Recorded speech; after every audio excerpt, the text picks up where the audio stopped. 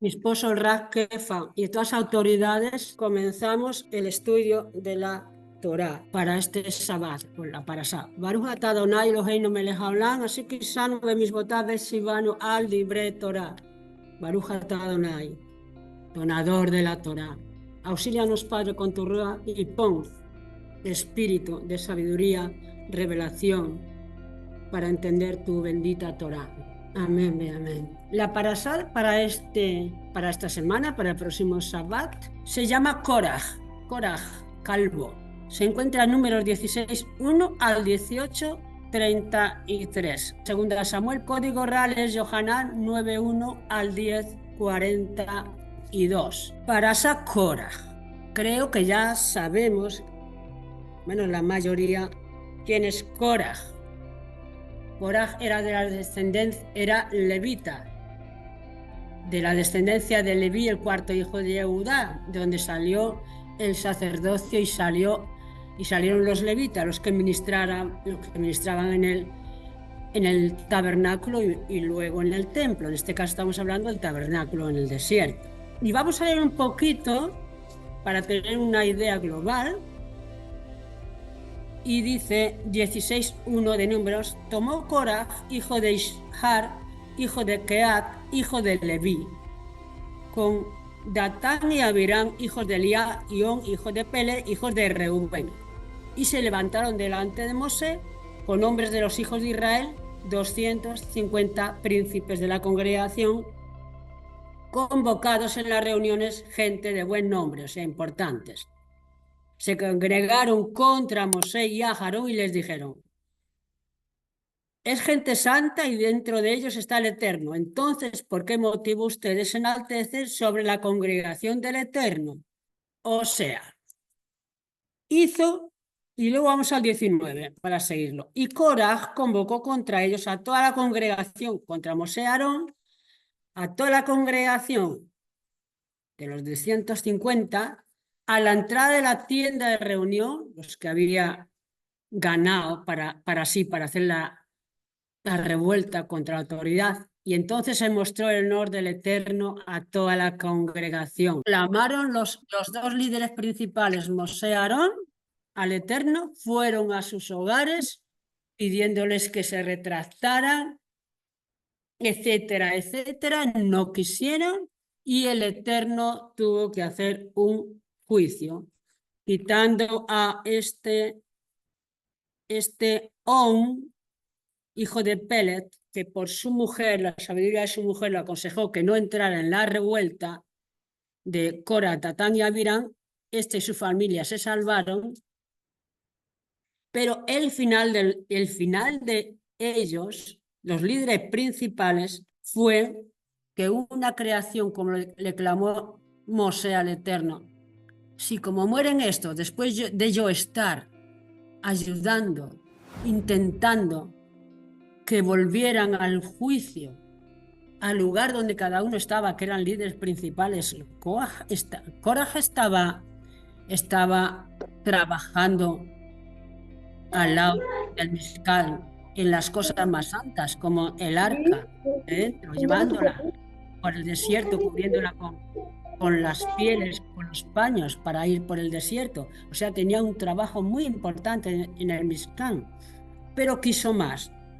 Entonces Mosé dijo: vamos al 20, 16, 20. Habló el Eterno a Mosé y a Aarón diciéndoles: sepárense de dentro de esta congregación, porque los exterminaré en un momento. Y cayeron sobre sus rostros y dijeron: oh Elohim, Elohim de los espíritus de toda carne, ¿acaso porque un hombre pecare, sobre toda la congregación te enfurecerás?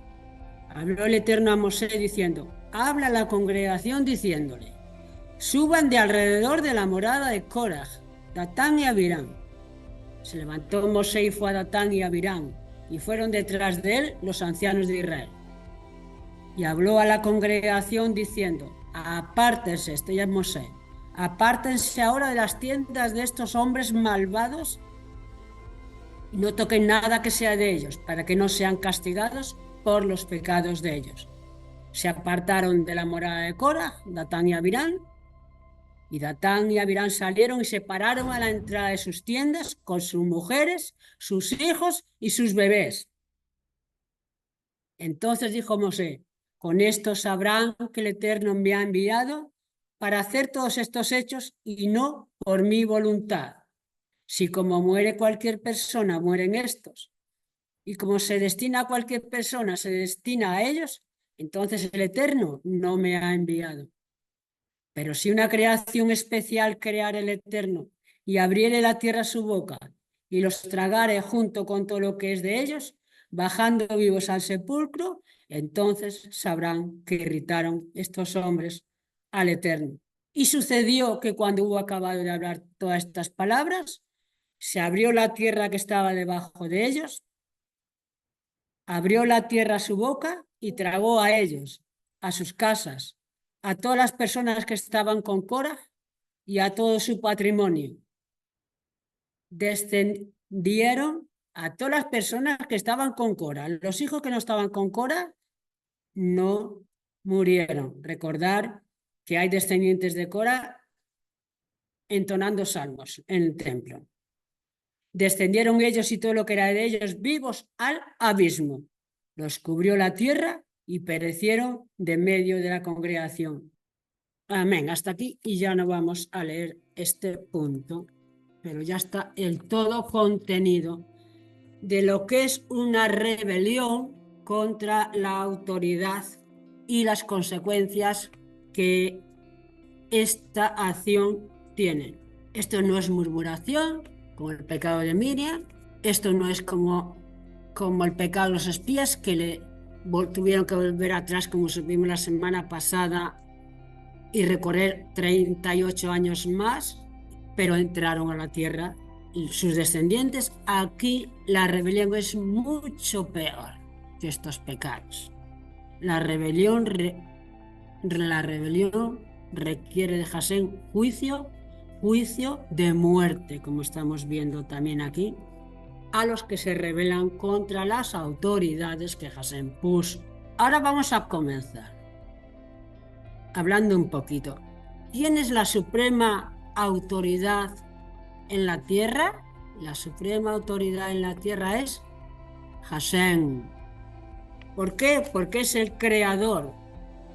Por lo tanto, dueño y señor de toda su creación y de todas sus criaturas. La primera rebelión contra la autoridad, él se presentó ante Mosé y Aarón, máximas autoridades con los que ya había conseguido, líderes cercanos, como era la tribu de Rubén, que por ser primogénito, quiso él, y también era vecino, vivían cerquita, la tribu de Leví, de la tribu de Rubén, y al ser primogénito, los conquistó, como queriendo decir: tú eres el primogénito de Jacob, y ahora dicen ellos que el primogénito es José, y por eso han puesto a Josué y todo este tema, ¿no? Lo convencieron. Entonces esta es una rebelión al estilo de la primera, y quitar a las dos autoridades puestas por Elohim y ocupar él la posición preeminente en el pueblo de Israel. Eso eran las pretensiones. Y esa era su ambición, la ambición de Coras. ¿Vestida de qué? De palabras. ¿Acaso solo por vosotros habla Jasén? ¿Acaso solo sois vosotros santos? ¿Acaso nosotros no somos? Yo soy hijo de Leví, primogénito también del hermano de Amram. Resultado, bajo de su estatus y posición preeminente. Bajó de su estatus y posición preeminente de trabajar con los más grandes utensilios, como el arca sagrada que contenía la Torá, lo más preciado y de valor en el templo, y por extensión en este mundo, para morir o ser cortados junto con Datán y Abirán, con todos los suyos que le siguieron, su descendencia. Porque hemos leído que incluso las mujeres, los niños de pecho, ¿por qué? Porque ellos las autoridades de su casa, Datán y Abirán, fueron los que llevaron a sus mujeres, a sus hijos, y las mujeres con sus bebés estaban todos fuera de su tienda contra el liderazgo de Mosé y Aarón. Murieron entonces, ¿por qué? Por el juicio divino. Esto es una situación similar al cielo. No así le aconteció al rey David. Saúl, el ungido de Jasén por Samuel, para gobernar como rey a Israel, cuando el Eterno lo desechó, para que en un futuro a él y a su descendencia no siguieran siendo próximos reyes, porque hubo pecado grave también en Saúl, desobedeció al profeta Samuel y a su liderazgo, que era sacerdote, profeta y rey, y quiso Saúl ocupar el sacerdocio, quiso hacer sacrificios, y Jasén lo desechó, y por el mismo profeta Samuel, sacerdote, como ya hemos dicho, y juez de Israel y profeta, que seguía siendo Samuel, lo mandó el Eterno a ungir al hijo más pequeño de Isaí, el joven David, como rey de Israel. Ya está ungido David, pero ¿qué hizo David? ¿Fue allá al palacio a desbancar el trono y el reinado de Saúl? No. No solo se sometió a la autoridad del rey Saúl, porque incluso lo ayudaba y fue al palacio, le tocaba con el arpa para que los espíritus que tenía se calmaran, salieran de él.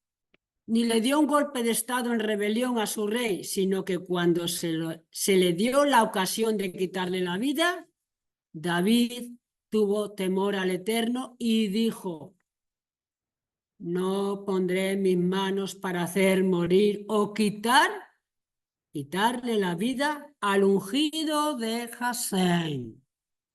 O sea, al rey puesto por el Eterno para gobernar a Israel. David entendió, para mí, pienso que cuando David fue al palacio, David sí que era vivía en Betlehem, era de la tribu de Leví, de Yehudá. Era un joven de una familia grande, de jueces, de Isaí, descendiente de Isaí, por lo tanto, es la familia de jueces de Betlehem, de Belén. Pero era joven, y Jasén lo primero lo llevó fue al palacio. Y yo pienso, él no había vivido nunca en palacio. Entonces, ¿cómo iba a saber ser rey de Israel, aunque fuera ungido? Tenía que aprender las normas, la forma de vestir, la forma de hablar, el gobierno, cómo se tiene que presentar un rey delante de sus súbditos. Para mí, David tenía que formarse primero para ser un buen rey. Nosotros aquí en España y en Europa hay monarquías. Ahora estamos viviendo el reinado del rey Felipe VI, y la próxima reina que le va a suceder en el trono es su hija, porque él no tiene hijos, entonces ya hay una ley para que la hija mayor le suceda en el reinado como reina. Nosotros estamos viendo a esa muchachita, que ahora tiene 18 años, preparándose y preparándola su padre, su madre y toda la corte que entiende y cree necesario el rey para la formación de la futura reina. Y esta niña joven que estoy hablando, aparte de sus estudios, ya ha entrado un año a la Academia del Ejército de Tierra. Un año, con todos los jóvenes que quieren ser soldados del Ejército de Tierra, allí ha estado con ellos. Y ha hecho todas las maniobras en la tierra, revolcándose por la tierra, disparando, etcétera, vistiendo de militar como un soldado más, y ha conseguido su graduación. El año que viene empieza en la Academia de la Marina. Tiene que hacer lo mismo y aprobar y calificar. Y luego tiene que pasar otro año más por la Academia de Infantería del Aire. Y tiene que pasar lo mismo. Cueste, sufrimiento, no está acostumbrada a vivir así, pero de pequeña le han enseñado que tiene que prepararse para ser la futura reina de aquí, del mundo, de aquí abajo, del mundo de la tierra, de España. Cuanto más un futuro rey de Israel se tiene que preparar. Yo creo que eso lo entendió David muy bien. Igual que Mosé se preparó 40 años en el desierto para ser llamado por Hashem. Entonces ya estaba calificado.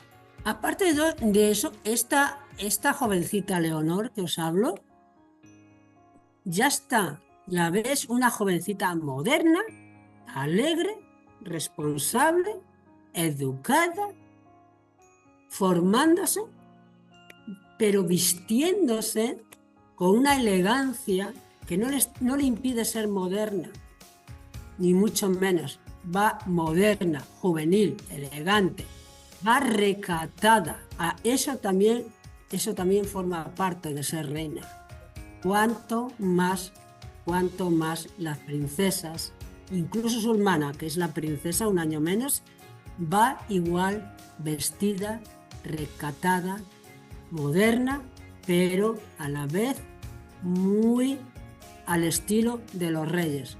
Y si ellas, que son jóvenes, que han nacido en una realeza, visten con decoro y a la vez van modernas y van juveniles, cuanto más nosotras que somos hijas del rey, o sea, princesas del rey de los cielos.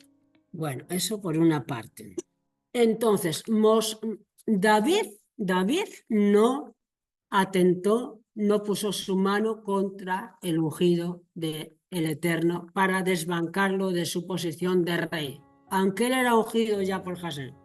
Es Hashem quien levanta a la posición de reyes, de sacerdotes, de profetas, de autoridades, eleva la cabeza a quien él quiere y así, porque ve en esas personas disposición para amar al Eterno y ser utensilios de servicio en las manos de Hashem. Y es Hashem el que determina qué persona ocupará ese puesto de autoridad, y también es Hashem quien determina su tiempo establecido por su unisapiencia, ni un minuto más, ni un minuto menos. Él se lo dirá a sus siervos en autoridad cómo y cuándo debe hacerse ese traspaso de ministerios.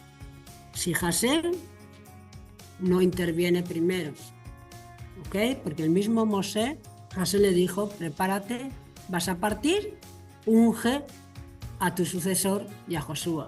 Al profeta Elías, vas a partir conmigo, y ¿quién? Y su sucesor, ¿quién fue? Que lo llevó con él hasta cierto punto, Eliseo, el que lo seguía. Así, las autoridades deben poner y deben establecer el próximo líder. Cuidado, no pretendamos ser mayores en conocimiento ni en posición a nuestra autoridad, puesta para nosotros por la autoridad principal que la designó delante de la congregación para enseñarnos y guiarnos. Miriam tuvo fallo, pero amaba la obra del Eterno, y como todas las personas tenemos fallos, que los líderes tenemos que tener cuidado primeramente. Para ser líderes tiene que haber una preparación de santificación, de consagración, de conocimiento a la palabra eterna, amar la obra del Eterno, amar las almas. Si en ese proceso los líderes tenemos fallos, deben también perdonarlos y reconocer que somos personas humanas sujetas a debilidades, a fallos. Pero también tenemos que saber los líderes que tenemos que tener la suficiente humildad, hacer teshuva con nuestros errores, y el Eterno, como hizo con Miriam, como hizo con David después de ese pecado, que se restauró, que pidió perdón, siguió siendo su siervo, siguió siendo su sierva en la misma posición que antes tenía y que no perdió nunca, únicamente que hubo un tiempo, digamos, de disciplina, en este caso de Miriam. Eso para las líderes. Hay creyentes que no se someten a la autoridad y guía. Lo vais a encontrar siempre. Estamos hablando de mujeres.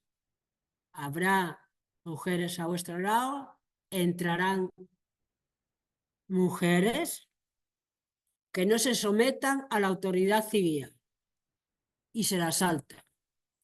Pero también esas personas dirán que están sometidas a la autoridad del cielo, que es la autoridad principal, y que también están sometidas a la autoridad principal que Hashem puso aquí en la tierra, la máxima autoridad que sería la Rabaní Yehudí. Por ejemplo, yo como líder tengo X mujeres a las que debo enseñar, a las que debo guiar en el proceso. Si hay algunas mujeres que se rebelan contra la autoridad que el Eterno puso sobre mí y mi autoridad principal, pero dicen que se someten a la autoridad de nuestra Rabaní Judith y que se someten a la autoridad del Eterno. Y yo pregunto, si no te sometes a la primera autoridad que el Eterno puso contigo en la congregación donde perteneces, ¿cómo dices que te estás sometida a la autoridad de la Rabaní Yehudí, que es la que verdaderamente la tiene principal, por supuesto, pero no puedes saltarte tu autoridad en la comunidad que resides, que te congregas, y decir que estás sujeta a una autoridad por encima de la que tienes? Eso no es el orden del Eterno. ¿Ok? ¿Lo entendéis? ¿Por qué? Pues porque Internet es muy fácil. Hoy día por Zoom y por WhatsApp y por YouTube y por y por Facebook es muy fácil. Es muy fácil decir que eres una mujer consagrada, una mujer santificada, una mujer sometida a la autoridad, porque casi bien dicho,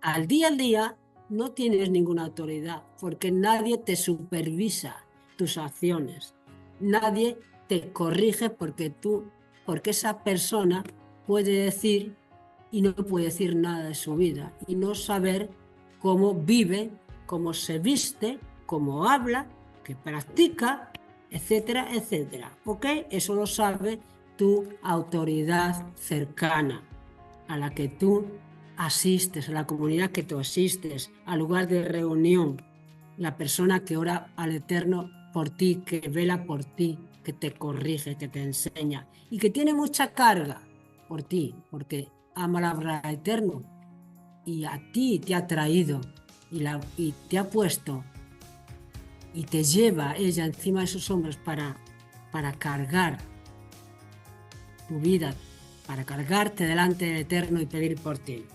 Irte enseñando los pasos día a día, con paciencia, con amor, con misericordia. No nos engañemos entonces con esto que hemos dicho. Amadas, todo lo que el hombre sembrare, eso es lo que cosechará, como le pasó a estos que estamos leyendo. Ras Saúl diría a los creyentes, en Romanos 13:12, sométase toda persona a las autoridades que os gobiernan, porque no hay autoridad sino de Elohim, y los que existen por permisión de Elohim. Daos cuenta que dice Elohim aquí, siempre, autoridad Elohim, no dice Hashem. Quiere decir que ahí hay juicio, como lo hemos visto con la primera rebelión en la tierra.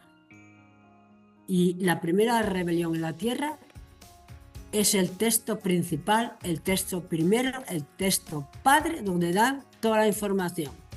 Y ahí dice que la consecuencia fue juicio divino y la muerte. La muerte y muerte fuerte, que nuestros sabios dicen que quizás no tenga parte en el mundo por venir. Porque dice que los tragó la tierra y descendieron vivos al Seol.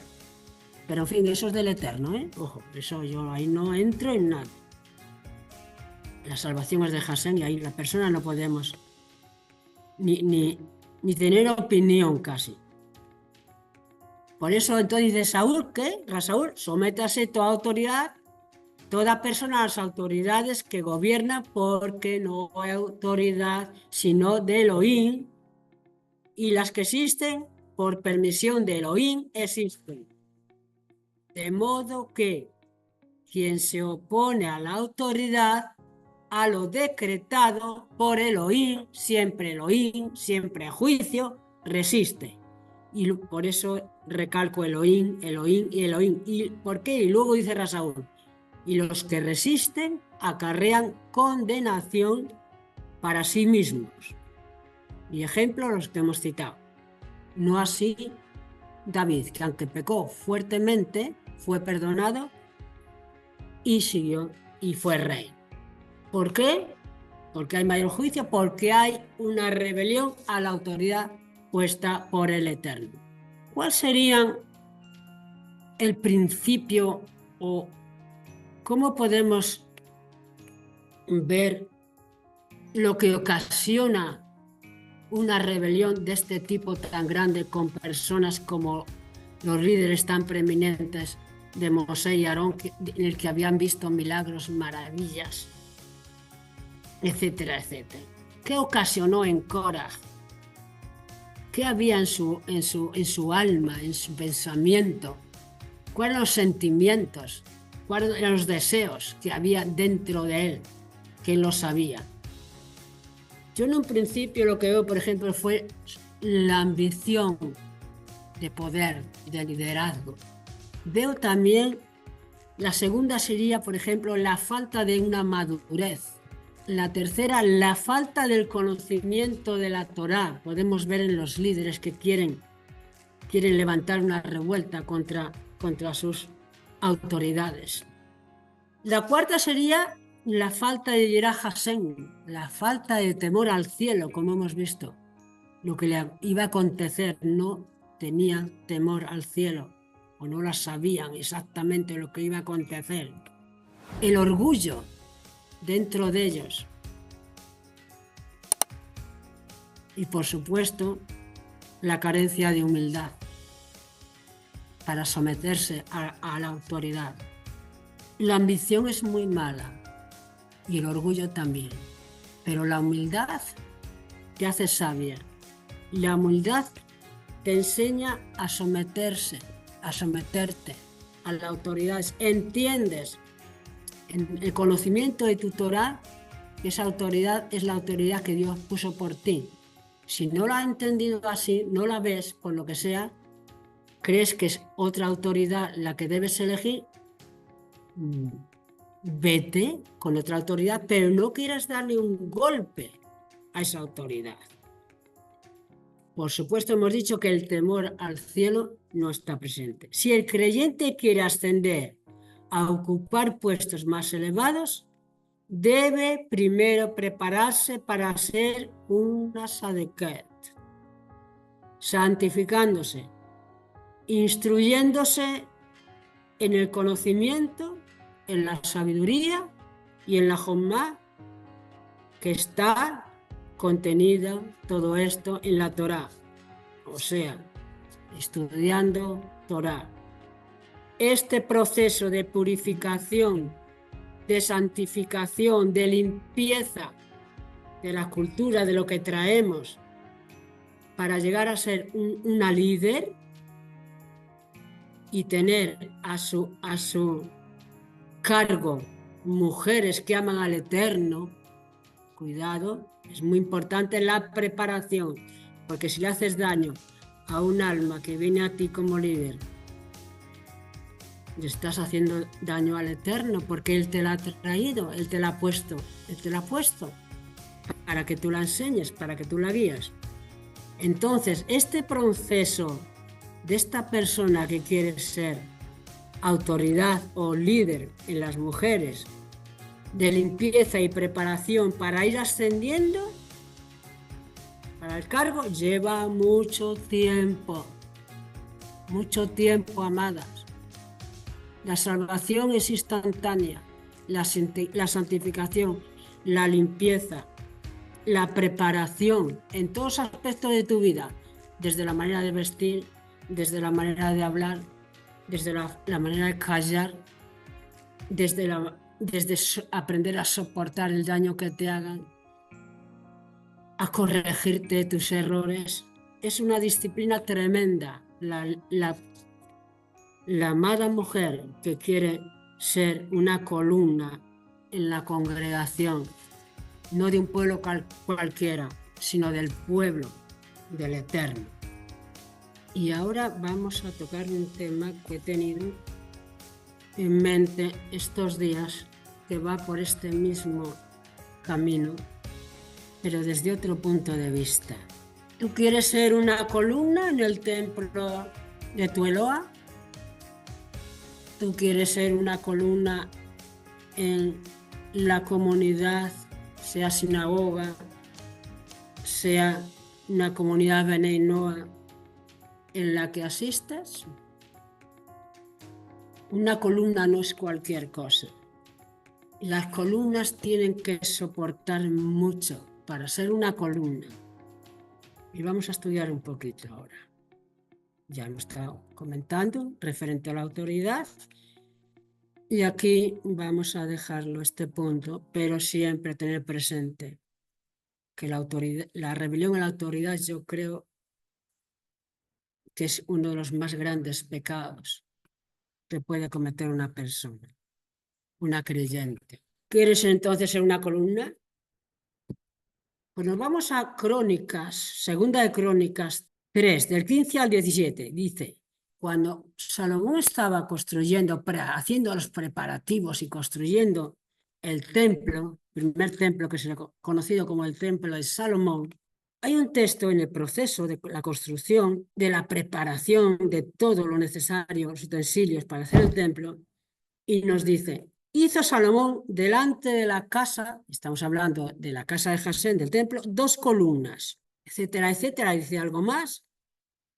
Y luego sigue diciendo, erigió las columnas enfrente del atrio, una a la derecha y otra a la izquierda.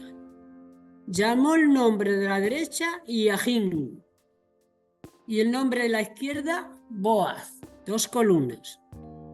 Yajín, la que estaba a la derecha, significa estabilidad. Estable, establecerá, es lo mismo, son sinónimos. Con este nombre, Solomo le pide a Jasén que perpetúe la asistencia del sagrado templo. La segunda, de la derecha, la izquierda la llamó Boaz, que significa la fuerza es de él. O sea, la de él es una columna, estabilidad, estable, establezca Jasén. Y la de la izquierda, fuerza, resistencia, la que carga.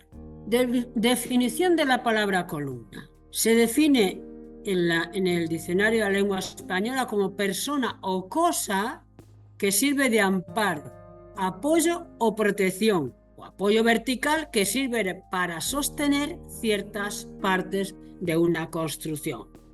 O sea que una columna puede ser una cosa, como en este caso las columnas del templo, o puede ser una persona que sostiene, ¿ok?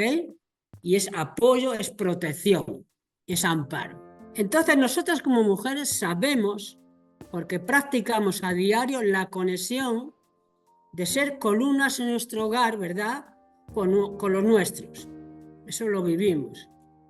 Normalmente una mujer que tenga su hogar, su esposo y sus hijos, ella se ve como como una mujer fuerte, una mujer que estabiliza su hogar, que lo protege, que protege a los suyos.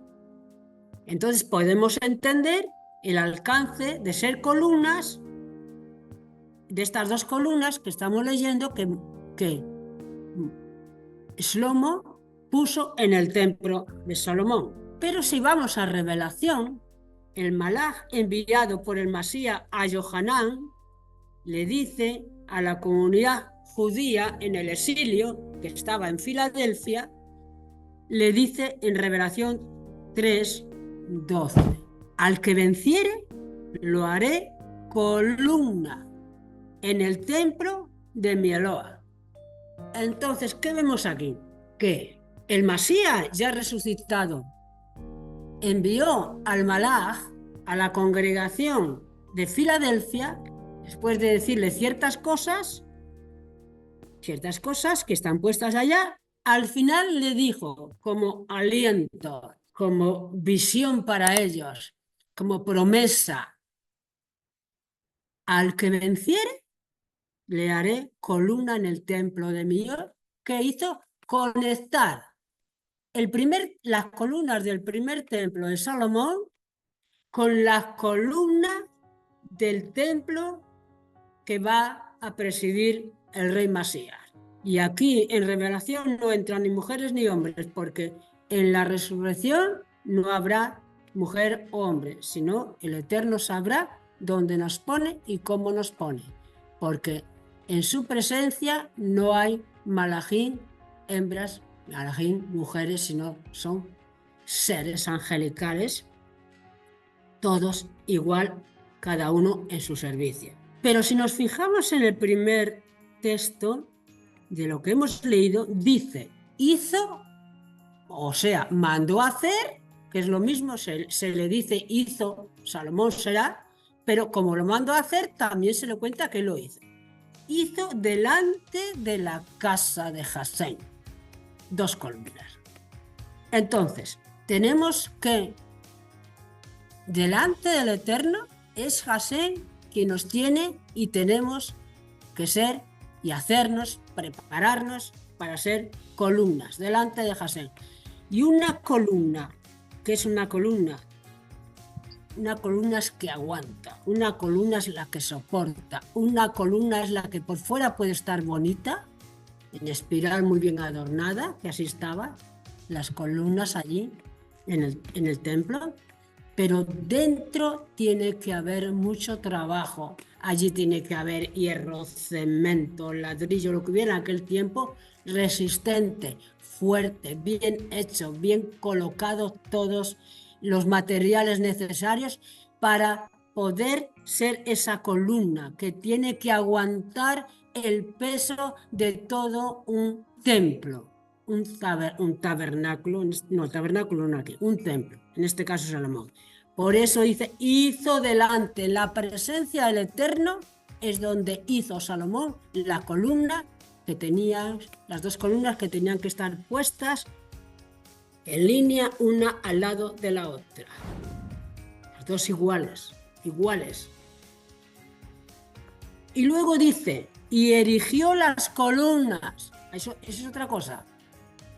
Entonces, cuando ya están las columnas formadas, cuando ya está el líder formado, el líder preparado, entonces dice que erigió las columnas, las erguió, las levantó, las puso en posición vertical, enfrente del atrio. Todo israelita cuando entraba al atrio y entraba al atrio, veía desde allí y dirigía sus ojos hacia la entrada del edificio del Santo Templo, lo primero que veía eran las 2 grandes, fuertes y hermosas columnas. ¿Entendemos eso?